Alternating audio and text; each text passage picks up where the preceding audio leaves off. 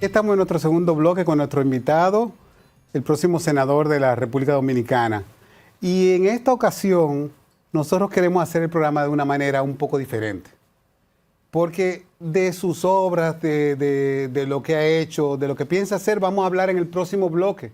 Mucho de ese trabajo y de su reconocimiento, la población lo conoce, pero al igual que yo, mucha parte de la población no conoce al Guillermo Moreno personal. Yo voy a empezar por ahí, porque yo en realidad no sé ni dónde usted nació, senador. Bueno, yo nací físicamente en Santiago Rodríguez, pero me desarrollé desde niño en la ciudad de Santiago. Fue digamos, mi cuna matriz y ahí asistí a la escuela, a la universidad y luego entonces emigré al Distrito Nacional. ¿Y hace cuánto tiempo ya usted emigró para este lado ya? Bueno, fue en el año de 1980. Inmediatamente me gradué de abogado, entonces emigré aquí a la capital. Así que tú eres capitaleño desde que eres profesional. Bien, y desde que me casé. Porque la pareja, Aura y yo, vinimos a vivir aquí a la capital. Y a propósito, tu mujer da una agradable sensación cuando tú hablas con ella. Y yo creo que es un factor que se refleja en propiciar tu propio trabajo, porque parece que ella es una efectiva, buena compañera. Bueno, no tengo palabras para yo describir todo lo que Aura es y aporta, no solamente ahora en esta circunstancia, sino a mi propia vida y a lo que ha sido la vida de nuestra familia, de nuestros hijos. Aura es el sostén de nuestra familia, es una esposa, una madre, una hermana, y una ciudadana y una relacionadora y una pública eficiente tuya. Magnífica relacionadora pública. Así es. Y lo más importante, estamos hablando de dos intelectuales, una pareja moderna, de dos intelectuales que en este mundo han batallado juntos por un objetivo común. Me recuerda un poco a don Fafi Magali, también en eso de ser equipo y avanzar. Y él es una herencia de ese equipo. Pero me quedan todavía algunas preguntas de un poquito más atrás que creo que me salté. ¿A qué se dedicaban los padres suyos? Bueno, mi madre era profesora, ejerció como profesora. ¿En Santiago Rodríguez? Años, en parte en Santiago Rodríguez. Y mi padre era funcionario público. Sé que fue durante unos 25 años el secretario general del Ayuntamiento de Santiago. Y digamos que en ese contexto yo me desarrollé. Es decir, tú tienes una escuela política a nivel familiar. Porque no es lo mismo ser hijo de una gente que tiene un oficio, pero la actividad política estaba en tu casa de chiquito. Bueno, puedo decir que hay una circunstancia de mi padre que me marcó. Él, como secretario general del ayuntamiento, tenía que llevar las actas de las sesiones y él utilizaba para corregirla un lápiz. Y en una ocasión yo vi un pedacito, con lo que nosotros llamábamos un cabito. Un cabito. Y lo tomé. Y le dije, ¿me puedo quedar con él? Y él me dijo, no, eso es del ayuntamiento. Si tú quieres, yo te compro, te tomas el 5 centavos para que compres un lápiz. Y eso a mí, ese rigor de separar lo que era de la familia y lo que era del ayuntamiento me marcó para toda la vida.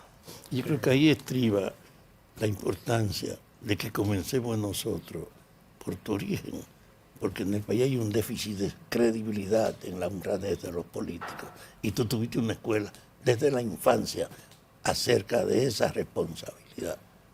Así es. Pero yo leí también que hay otra influencia importante en su vida, y me refiero a su abuelo Domingo Moreno Jiménez. ¿Cómo influyó la poesía, el postumismo? Porque él es uno de los fundadores de ese movimiento también tan famoso en República Dominicana del principio del siglo pasado. Dentro de usted, eso le... Bueno, mi abuelo fue una figura crucial en mi vida porque era una referencia. Yo todos los años hacía 2 vacaciones. Por parte de mi madre, sus familiares eran del campo. Y yo me pasaba 15 días en el campo de origen de mi madre, que se llama El Fundo, en Santiago Rodríguez. Y luego hacía 15 días en la capital, que era entonces el abuelo intelectual. Y yo viví desde niño esos dos mundos. Y, por ejemplo, cuando yo venía a la capital, yo me sentaba solamente a contemplar las cosas de mi abuelo.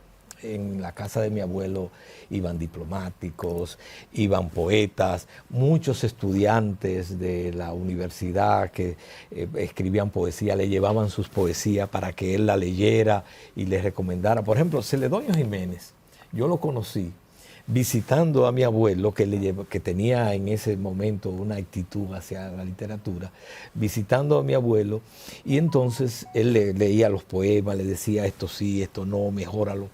Y para mí eso era, imagínense, un niño que venía, un adolescente que venía de Santiago y veía esta figura. Unas veces en la tarde venía un diplomático extranjero a hablar de poesía, y yo entonces disfruté eso y viví esos dos mundos. El mundo de mis familiares del campo y el mundo intelectual en el que se desenvolvía mi abuelo. Tú sabes que una de las cosas por las que nosotros estamos insistiendo en esos aspectos es para que la gente vea tu formación desde la familia explica tu propia integridad. No hay invento ni malos ejemplos de entonces. Yo que fui también una hora de abuelos, sé lo importante que ha sido usted tener en la infancia el ejemplo práctico de esos sectores, tus abuelos y tus padres. Y creo que es para que la gente anote. No es el político clásico, negociador y vagabundo que aquí llena todos los espacios. Es un hombre que tiene una formación desde su casa con la ética y con la labor de servir y no de aprovecharse de las cosas. Hay un rumor de que de su abuelo usted heredó que le gusta la poesía. En realidad me gustó siempre la literatura.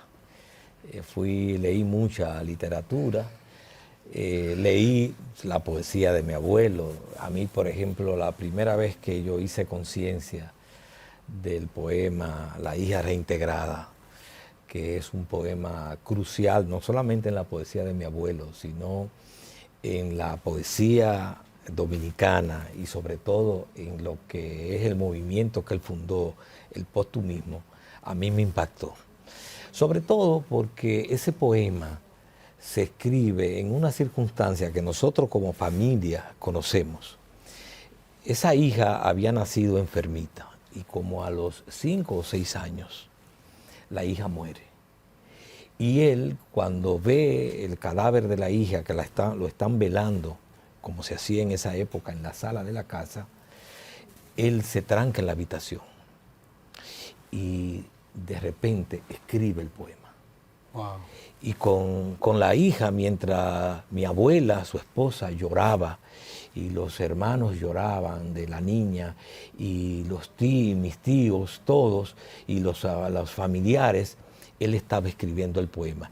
Y de ahí él sale a imprimir el poema, a hacer el poema. Él puso toda una pasión y es un poema ese, el poema de la hija reintegrada, casi fundacional en la poesía dominicana, porque es un poema que vincula, es muy místico, tiene muchos rasgos filosóficos, muchas reflexiones sobre la vida. Él comienza ese poema diciendo: hija, no sé decirte si la muerte es buena o si la vida es amarga. Solo quiero que despierte con mayor comprensión que la de tu padre. Tu vida será una sábana blanca, tu pasado será una sábana blanca y tu recuerdo será una estrella en mi porvenir. Una muestra eficiente. Y entonces, pero es un poema largo. Yo apenas me recuerdo de esos Pero primeros lo que versos. importa es mostrando tu formación. Y nosotros hemos insistido en eso, porque los valores que este hombre representa, la conducta que él tiene que debe ser reconocida y respaldada por la gente que piensa en que esto hay que modificarlo, es un ejemplo. Él es un hombre forjado para el bien, para la transparencia y para la claridad. Basta con usted escucharlo, desde su casa hasta su abuelo. Una pregunta, así hojeando los libros, porque usted ha escrito varios libros de que se han publicado, hay un título que me llamó la atención: Partidos políticos versus soberanía ciudadana. ¿Qué usted quería decir en ese libro? Bueno, ese fue un texto que yo escribí en los años, tal vez es un texto del 2006, en el cual yo sentía que los partidos políticos habían secuestrado lo que eran la participación ciudadana en la construcción democrática. Y es un libro, un texto muy breve, en el cual yo hago una reflexión de cómo finalmente tenemos que trabajar para que la ciudadanía recobre su protagonismo, recobre a través de la participación un papel central en la construcción democrática y para quitarle ese cierto secuestro que en ese momento veía que había y que continúa en muchos casos, ese secuestro de la política como algo privativo de los partidos, cuando en realidad la política es algo que nos pertenece a todos los ciudadanos y que todos debemos asumir niveles de compromiso, distintos niveles. Eso es distinto a que a la organización partidaria, pero no debe ser, la organización partidaria no puede secuestrar la política. Es necesario que involucre en la cotidianidad de la construcción democrática a los ciudadanos. Por el tiempo le dio la razón, porque vino la batalla del 4%, después vino el movimiento verde, en el cual fueron realmente la sociedad que se tiró a hacer eso por encima de los partidos políticos. Los partidos políticos iban detrás. Sí, ese fue un momento de ruptura donde la sociedad y la ciudadanía asumió el protagonismo y marcó la agenda, porque la agenda incluso de todo este proceso de cambio proviene en gran medida de todo lo que fue la movilización ciudadana de ese periodo 16-20, sobre todo muy centrado en lo que fue todo el caso Odebrecht, donde la ciudadanía mostró ya un hartazgo con lo que era una manera de gobernar, de corrupción, de impunidad, de secuestro de las instituciones, y entonces la ciudadanía asumió el protagonismo. Y ese protagonismo ciudadano es lo que recoge Luis Abinader en el 20 y lo levanta como bandera. Lo levanta como bandera. Creo que es una buena explicación para la gente acerca de que el programa del cambio de Luis tiene como precedente el rechazo a lo existente de la abrumadora mayoría en esas manifestaciones espontáneas que no fueran de los partidos. Esto tiene que cambiar, la política no puede ser este relajo que ha sido hasta ahora. Y por eso entonces Luis habló del cambio que viene. Y el cambio que viene no es una reiteración del pasado, es una conducta nueva. Y en ese orden es que hemos querido presentar la formación de este señor y la identidad que tiene para impulsar efectivamente esa modificación de la política. Este es un hombre creíble, formado en la casa y ratificado en la vida de que no es un farsante ni un político tradicional, sino un hombre confiable de lo que son necesarios para impulsar el cambio verdadero. Y sobre su formación, yo me imagino que debe de haber también algo que lo marcó. Su compañera es hija de un fundador del 14 de junio. Sí, del doctor Abel Fernández Simón.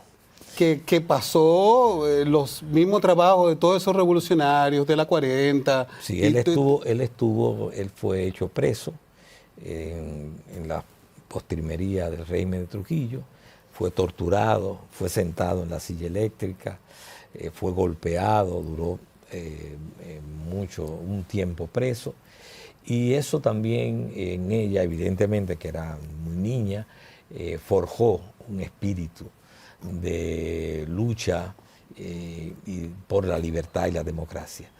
Nosotros dos, Aurea y yo, nos conocimos en la universidad y nos conocimos en los años 70.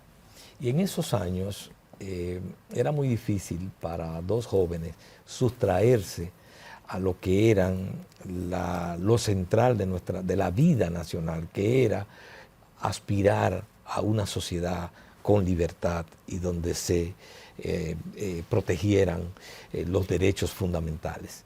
Y eso, como una avalancha, nos llevó.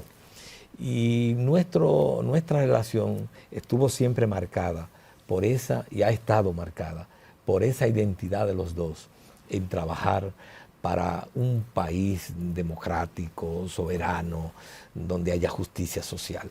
Eso fue parte de lo que nos identificó y ha sido parte de lo que un hilo conductor en toda nuestra relación como pareja. Tú sabes que esta presentación para el público del origen y de tu vida es como parte de nosotros mostrar, tú no eres un candidato cualquiera. Y vamos a verlo ahora en la próxima etapa de este programa, en tu visión sobre todas las demandas actuales de la actualidad.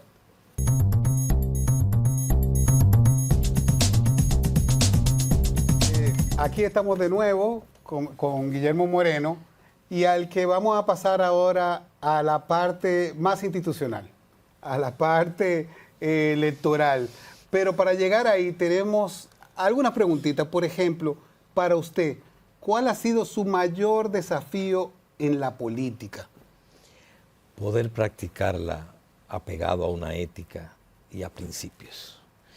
Y en ningún caso dejarme sustraer de esos principios originarios que me llevaron a la política. Porque yo llegué a la política como parte de mis compromisos como ciudadano. Me di cuenta en un momento determinado que no era posible poder luchar por las cosas en que creo desde el aislamiento personal o desde la tranquilidad tal vez de mi hogar, sino que era necesario dar un paso al frente y participar en un proyecto de transformación y de cambio en la sociedad. Y eso me llevó a la política, sobre todo porque sentí la incapacidad que tenía como sujeto individual de poder empujar en el sentido que quería que esta sociedad avanzara en materia de justicia social, en materia de democracia. Y entonces, es decir, que yo llego a la política como un momento culminante de asumir mis responsabilidades ciudadanas. Y así lo asumo aún hoy día. Y en ese sentido, eso que tú has querido hacer ahora, ¿cómo tú piensas proyectar esos intereses de mejorar el país, de la democracia, en tu propuesta para ser senador? Bueno, hay que decir que nosotros voy a ser senador del Distrito Nacional como parte de la propuesta del Partido Revolucionario Moderno, Alianza País y un conjunto de partidos aliados. ¿Qué es lo fundamental? Del año 2020 al 2024, en este país se ha producido un proceso de cambio y se ha dejado atrás una serie de prácticas políticas que durante más de 20 años dominaron el Estado dominicano. Durante estos 4 años ha habido un esfuerzo en el gobierno de Luis Abinader por fortalecer el gobierno honesto, la transparencia, la justicia social, el fortalecimiento democrático. Y estoy convencido que a este país el gran reto que tiene es ahora profundizar ese proceso de cambio. Que no podemos permitirnos como sociedad volver atrás. No podemos permitirnos como sociedad el retroceso, sino que esta sociedad apostó en el 20 por ese cambio y ahora en el 24 lo que tenemos que hacer es profundizar ese proceso de cambio. Y creo que desde el Senado, y es mi convencimiento, desde el Senado puedo contribuir a profundizar el cambio que se ha iniciado en la República Dominicana. Cuando usted se refiere al cambio, ¿usted se refiere a la lucha contra la corrupción, a la mayor limpieza en el manejo de los fondos públicos? Pero también lo he escuchado hablando también de las tres causales y de esa justicia. O sea, hay muchos temas que se pueden llevar al Senado. Bueno, eso es muy amplio. Por ejemplo, nosotros necesitamos de manera clara mejorar la calidad educativa. Y aunque ha habido avances en estos 4 años, sin embargo, necesitamos profundizar eso. Nosotros necesitamos que la salud sea cada vez más un derecho ciudadano. Y para eso entonces necesitamos progresivamente que se vaya aumentando el presupuesto. Necesitamos que se instale la atención primaria. Necesitamos la salud preventiva. Un sistema de salud no es mejor por cuántos enfermos cura, sino por cuántas enfermedades previene. Por tanto, nosotros tenemos que dar ese salto. Nosotros necesitamos que mayor protección en términos de seguridad ciudadana. Y ese proceso que se ha iniciado de reforma de la policía, tenemos que profundizarlo. Nosotros necesitamos cada vez mayor protección de nuestras cuencas hidrográficas y de nuestras cordilleras y montañas, porque, como ustedes saben, las presas no producen agua. Donde se produce el agua es precisamente cuando en la atmósfera y que cae y que por todas esas correntías de las montañas puede entonces irse llegando a las cuencas de los ríos que tienen que estar protegidas. Hablar de eso es hablar de proteger la vida. Necesitamos profundizar el cambio en cada una de estas cosas, que son derechos que están consagrados como derechos en la Constitución. Entonces, desde el Senado, nosotros podemos y vamos a contribuir a profundizar el cambio. Porque de lo que se trata para un legislador no es presentar solo un proyecto de ley, es sobre todo tener una visión de país. Porque un escenario tan amplio como el Congreso, son muchos los temas. No es un tema, son muchos los temas. Y lo que necesitamos es una visión de país. Y esa visión de país está ligado a nosotros producir los cambios y las transformaciones que esta sociedad por décadas ha aspirado y que en este periodo de 4 años se ha iniciado. Me quería detener en atención primaria de salud.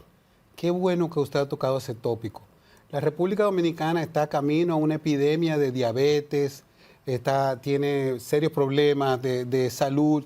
Hay ha mejorado mucho la cobertura por los planes de seguro, pero si no hay una labor preventiva, lo que estamos es financiando al gasto en más medicinas, enfermedades, etcétera.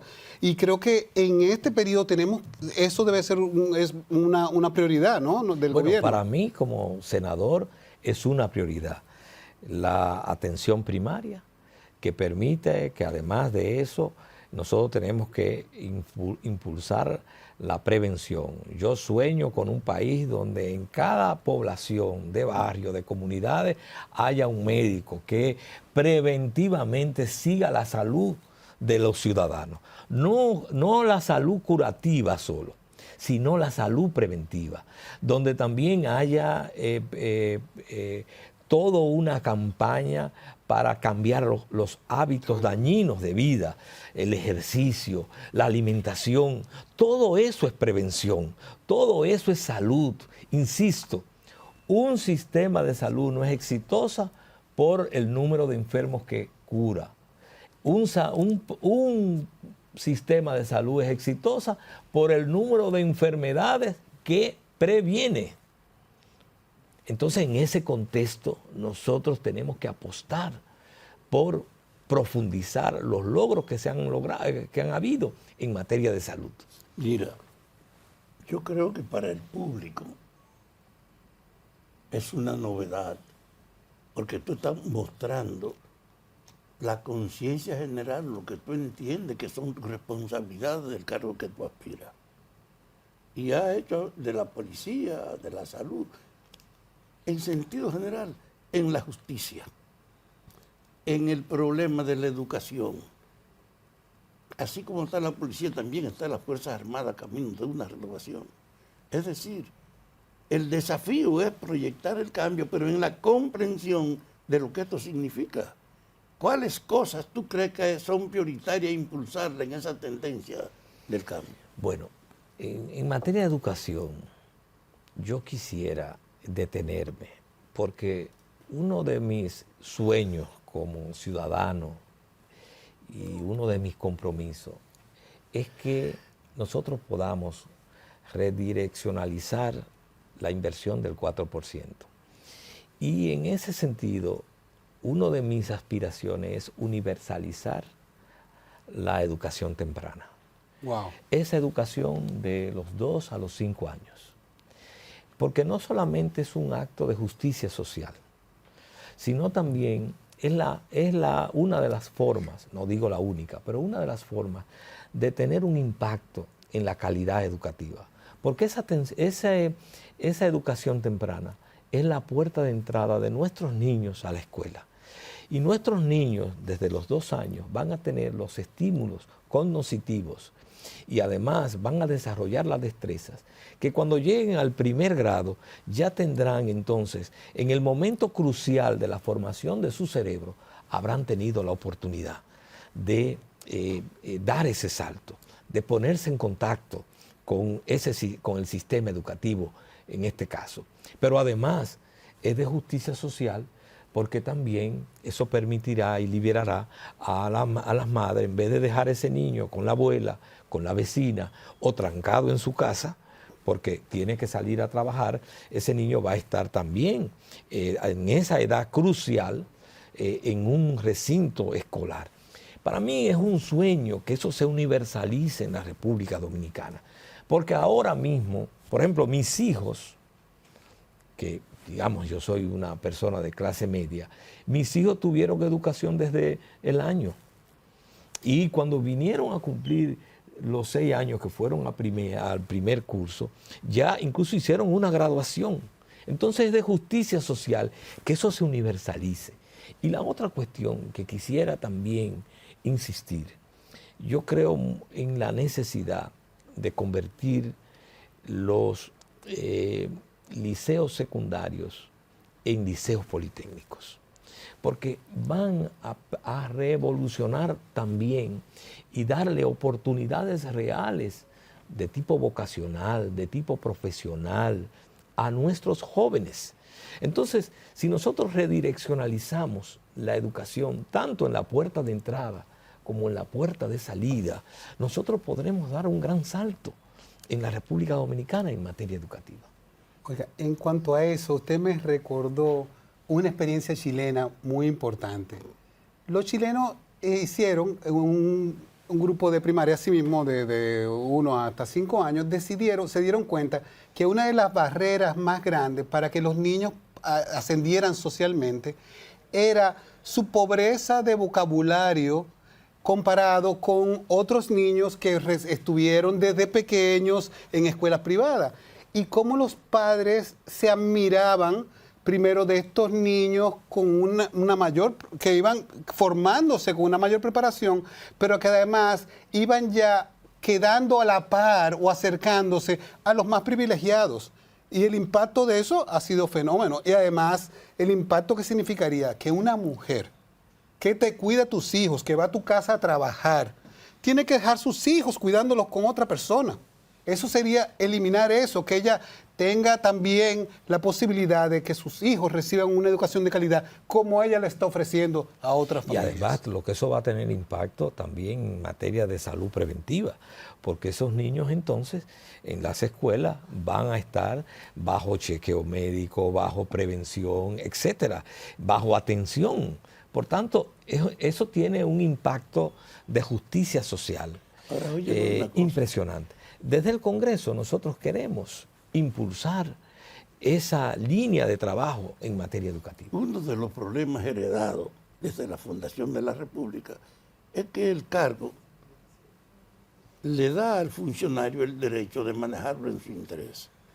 la acción de Pedro Santana cercando a los constitucionalistas que elaboraban nuestra primera constitución y de imponerle el artículo 210, 210. fue la legitimación de que lo que debe predominar es la visión y el interés de los jefes.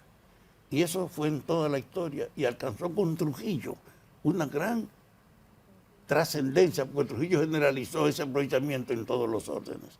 No ha habido después de la muerte de Trujillo una ofensiva para tratar de recuperar la esencia de la política que legalizó esa permanente actitud de la corrupción que estaba viva. Frente a ese mal histórico de la corrupción, ¿cómo tú ves la situación? Bueno, yo pienso que el gobierno de Luis Abinader ha dejado ya una impronta en estos 4 años. Ha habido un énfasis y un esfuerzo sostenido en hacer un gobierno honesto. Y digo, ha habido un esfuerzo. Y la mejor muestra, y que no tiene precedentes inmediatos, es que todo funcionario que de una u otra manera ha estado involucrado, y no estoy diciendo con eso que en todos los casos sean culpables o que haya sido cierto, pero en todos aquellos casos en que ha habido un cuestionamiento público, ha habido una reacción gubernamental. Muchos de ellos están en licencia, otros han sido destituidos y algunos que otros están en la justicia. Y está abierto siempre eso al Ministerio Público. Eso ha hecho que en este gobierno se puede decir que el rumor público lo involucra en actos indebidos, cae en desgracia. Entonces, eso es una impronta y un precedente que nosotros tenemos que profundizarlo hacia la mayor transparencia. Y por eso se requiere, además del esfuerzo del Ejecutivo, el esfuerzo del Congreso, el esfuerzo de los legisladores. Porque de lo que se trata esta vez es que toda esta posibilidad de conjugar Congreso, Ejecutivo y eventualmente justicia, dándole una direccionalidad para hacer los cambios y las transformaciones que esta sociedad requiere. Es decir, nos estamos poniendo todo en una línea de trabajo y así es que debemos impulsar. Es decir, esta sociedad quiere que no volvamos atrás, que no haya retroceso, que no se repita aquello de que haya un presidente que quiera su Congreso, su ayuntamiento, su justicia. No, nosotros tenemos ahora la oportunidad de que haya real equilibrio de poder, donde los poderes públicos, los poderes democráticos, aunque estemos todos empujando en una misma dirección hacia la sociedad democrática, hacia la transparencia, hacia la justicia social, pero cada uno jugando su papel y jugando su contrapeso. Profundizando sobre ese tema, usted ha sido abogado, fiscal, ha enfrentado grandes poderes en cuanto a eso. ¿Qué usted cree que en el Senado se puede hacer en el aspecto de la justicia, impulsando esa transparencia que ha sacado este gobierno, que ha demostrado este gobierno durante estos años? Bueno, desde el Senado nosotros tenemos que revisar todo el tema de las leyes y de las normativas relativas en materia de corrupción. Tenemos que, hay muchas formas todavía de corrupción que no están tipificadas. Y parte de la razón de esto es que tenemos un código vetusto, decimonónico, y por tanto hay una serie de modalidades de corrupción que es necesario incorporar al cuerpo legislativo. De igual forma, es necesario que haya una renovación del Poder Judicial, porque nosotros tenemos un Poder Judicial heredado y en parte un Ministerio Público heredado.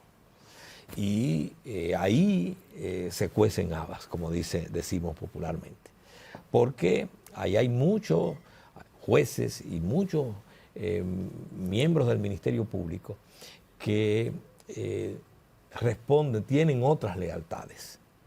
Y en ese contexto, aunque no digo que son todos, porque hay una parte importante de la Judicatura y del Ministerio Público, que sí tiene un compromiso con la justicia, pero ahí aparecen, y lo hemos detectado, lo hemos visto, que hay gente que tiene otras lealtades. Entonces se requiere también de una gran renovación del Poder Judicial y del Ministerio Público, para que podamos estar enfocados en una misma dirección, y es hacer un gobierno honesto, erradicar y enfrentar la corrupción, acabar con la impunidad. Y fíjense, cuando uno habla de luchar contra la corrupción no es un fin, es un medio, porque de lo que se trata es de cómo el dinero que los ciudadanos pagan en tributo, le damos entonces el uso más eficiente para garantizar derechos. Por tanto, cuando insistimos tanto en el tema de la corrupción es porque esa desviación de que unos funcionarios se enriquezcan con los tributos que pagan los ciudadanos, lo que hacen es evitar que mucho más gente puedan disfrutar y puedan beneficiarse de las políticas públicas y puedan serles garantizados sus derechos a una mejor educación, a salud, a seguridad social, a protección, etc. El tema de, perdón, aquí los ciegos, el tema de la justicia ha sido tratado, batallado. La sociedad dominicana se ha quedado con la tristeza de ver gente salir impune de casos que parecían obvios frente a la ciudadanía y que marcaron aquí, yo creo que fueron alicientes para movimientos como la Marcha Verde, ¿verdad? Entonces, estos 4 años han sido de mayor transparencia y ha habido cambios, pero tenemos, como usted dice, un código atrasado. Y sobre ese código hay una gran batalla sobre un tema que afecta a las mujeres dominicanas, que son las 3 causales. Somos uno de los pocos países del mundo, creo que somos 4 solamente, en los cuales las 3 causales no están permitidas. O sea, una mujer violada o una niña violada no puede tener derecho a elegir qué hacer con lo que pasó, con ese crimen. Una persona que un embarazo inviable tampoco tiene una oportunidad de tratar de salvar su vida. O sea, las causales son cosas reales. Y ustedes como familia tuvieron una situación emocional muy fuerte, pudieron decidir, porque no es una cosa de forzar, es poder decidir. ¿Qué usted piensa sobre el resto para las niñas pobres de nuestro país, que ahora mismo los números, las cifras de adolescentes embarazadas por violaciones, incestos, son inmensas? ¿Qué usted diría sobre eso? Siempre he sido partidario de que en estos casos se requiere de una regulación especial para esas situaciones excepcionales, que permita un marco para poder tomar decisiones, tanto a la familia, a la persona afectada, pero también al médico, sin que esté expuesto a ser condenado por homicidio. Y cuando uno es partidario de esa regulación especial para esas situaciones excepcionales de peligro de la vida de la madre, de una persona violada, uno no está diciendo a nadie que renuncie a sus convicciones, sino tener un marco más flexible que permita que la persona directamente afectada y también la ciencia, el médico, pueda tomar la decisión adecuada. Porque es muy simple nosotros hacer establecer una regulación cerrada cuando la vida es mucho más compleja. Oye, una cosa, lamentablemente el tiempo se nos ha ido, pero yo quiero decirle a los que nos oyen, valoren la calidad de este candidato. No es un político cualquiera que anda buscando un chance para hacer de la política la vagabundería que la caracteriza. Es un hombre honrado, forjado y con una visión. Yo quiero ver a este senador por la capital respaldado primero por todo el aparato partidario y reconocido por toda la gente. Tú puedes contar con nuestra solidaridad porque nosotros reconocemos que la calidad humana tuya es también un desafío para todos los otros candidatos. Muchísimas gracias, Fafa, por esas palabras que me comprometen más, y también para ti, Fafico, por estas oportunidades de poder compartir con todo ese público que les sigue todas las semanas. Te agradecemos muchísimo. ¿Algún último mensaje para nuestros votantes? Bueno, el 19 de mayo hay una gran oportunidad para todos los dominicanos, y particularmente en el caso de la capital, en el caso de la senaduría, que nosotros somos candidatos. Y es la oportunidad de apostar por profundizar el cambio y dejar atrás esos gobiernos corruptos, dejar atrás esos gobiernos de impunidad y de secuestro de la institucionalidad democrática. Yo, como senador, iré al Senado a llevar mi esfuerzo para que haya más transparencia, haya gobierno honesto, pero también voy al Senado con una visión de país en función de los derechos de los ciudadanos, de respeto de las libertades y de justicia social, porque nosotros asumimos precisamente una visión de país. En ese sentido, le pido a los ciudadanos de la capital, a los capitaleños, su apoyo para juntos contribuir a construir ese país en el que deseamos vivir.